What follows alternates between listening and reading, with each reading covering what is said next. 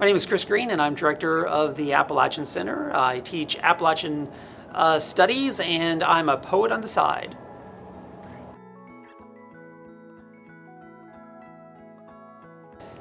When I think of financial responsibility, it's different from when I think about fiscal security. Financial responsibility means living within one's means, with what you have, and I am not somebody who believes, and I'm lucky not to have had to believe in debt or take out great debt. I came from a divorced home, and my father was employed, and he had a job that he was able to climb the ladder through, but I lived with my mom. My mom did not have a job, and so she became an upholsterer, and she worked in the home, and my mother, I don't think she's ever made over $20,000 a year, but this is important, she owns her own home, she's managed to make it happen, and she's done it by living, I would say, close to the bone, although it never feels that way. It's one of those things you never know you're poor until somebody else shows you. So when we were kids, ate a lot of leftovers. I wore garage sale clothes, and I still prefer, if I have a choice, garage sale clothes because it's what I grew up with. And so my habits kind of became instilled in me through being a teenager when I worked every summer. I worked asphalt, I worked in fast food, I worked in libraries, I worked in fast food again. And so having that limited money, and I think I automatically chose not to go places that would cost a lot of money. You know, maybe this is another thing that taught me a lot of responsibility too, which is that I'm an insulin-dependent diabetic and have been for 33 years. And so I give myself insulin every day. And if I wanted to go out and eat a lot of something, it hurts me severely. So I have to eat a little bit at a time, and I have to live within my means of my body too. There are a lot of diabetics who choose not to, and bluntly, they die early. Their kidneys rupture, their eyes go, they have neuropathy in their feet, and I've had some of those things, and I take really, really good care of myself. So I think that's been another real natural part of my own tendency towards, what's the right word? Thoughtfulness in expenditures, because I have to be very thoughtful with my body in that same way too.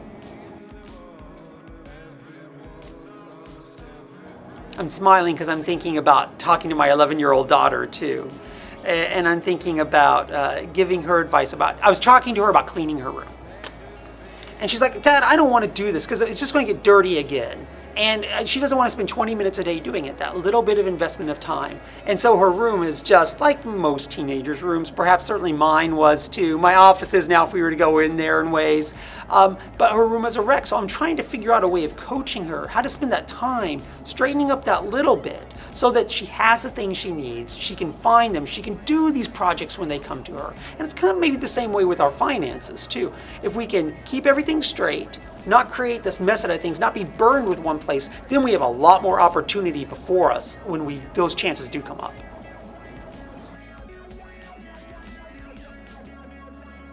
I would say that what I hear from what's in my ear is that people are frustrated and the money's hard.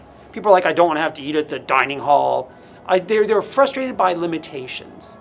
But instead, those limitations make possible a much greater degree of freedom than the people who I went to college with, I went to graduate school with, who, they could go out and live their apartments. They could go out and go to all these restaurants, but they went into debt doing it.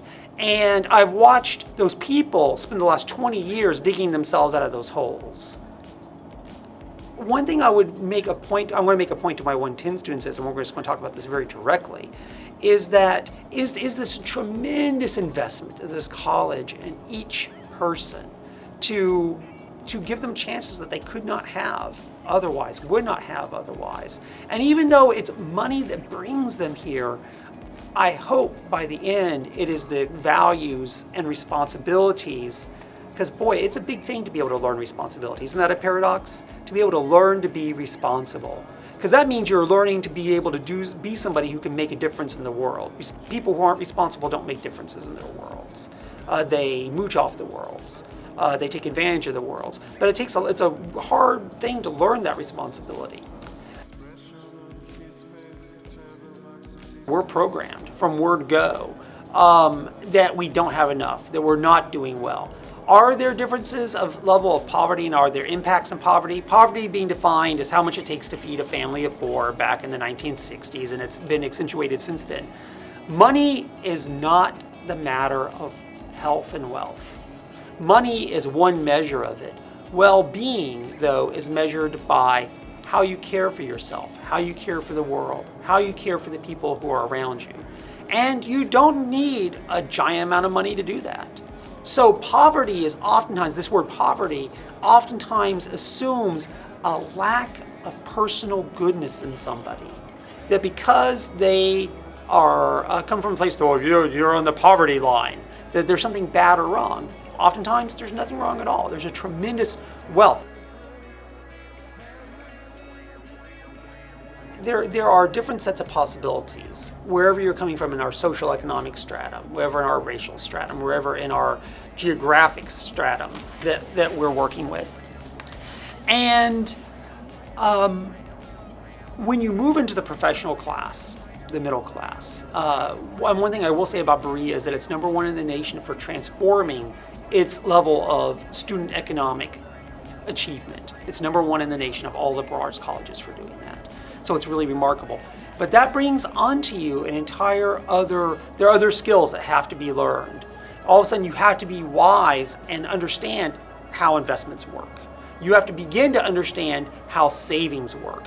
You have to understand the repercussions of loans in a way that when you don't have access to those, or they're not expected of you, you simply don't have to know about or worry about. So when Residence Life talks about that chance to learn about financial aid, you go, check it out, understand it. Because are they mysteries? Yeah. Is doing your taxes hard? Only until you've done them. Then once you've done them, you've kind of broken the mystery too. One of the things I work with students to do in a more tangible way, for me immediately, is to make a time plan. Because we can't do everything. We don't have time to do everything. And if we misspend our time or spend our time on certain things when we need to be working on others, I go to see movies rather than preparing for a class the next day, or I choose not to see friends, or I choose not to exercise, there's repercussions for that. So one thing that I work with people to do is to think about how to wisely use time, and that's hard.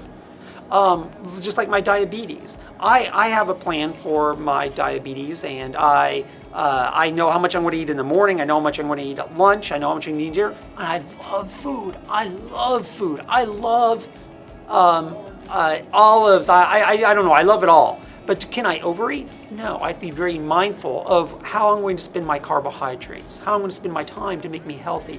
And I'm going to say it's hard in a way, the same way the finances are hard. Some people are coming in a place where they've never had to be more financially on their own, responsible for their finances, responsible for their own time. And setting up a plan is a tremendous way, not of figuring it all out immediately, but of being in dialogue about it. A lot of times people feel anxiety about the future, they feel anxiety about what's happening to them.